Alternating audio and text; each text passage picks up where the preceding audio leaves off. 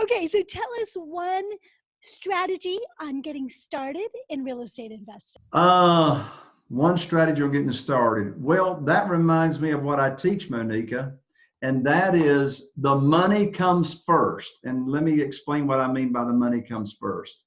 So, I've met real estate investors that are new, and I see them so frustrated with talking to FSBOs, for sale by owners. So they'll have a lead flow coming in of people on Zillow, all right, that have got their house for sale, or people that are on Craigslist and they got their house for sale.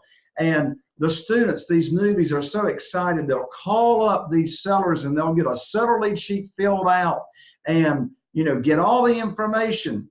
And then guess what? 87% of the for sale by owners will not sell to us creatively. They require all the money. They won't sell to us with seller financing, or give us an option, or sell to us with seller financing, or subject to the existing note. They want all the money. And guess what? When we don't have the money lined up, i.e. private money, we're missing out on 87% of that's just the for sale by owners. So starting out, my advice is focus on getting the funding first, and then you don't have to worry about missing out on deals. Because here's the deal. There's always deals. There's always deals. Don't worry about getting these lead sheets figured out. Get the funding lined up, and then you'll never miss out on a deal because you didn't have the money. Yeah.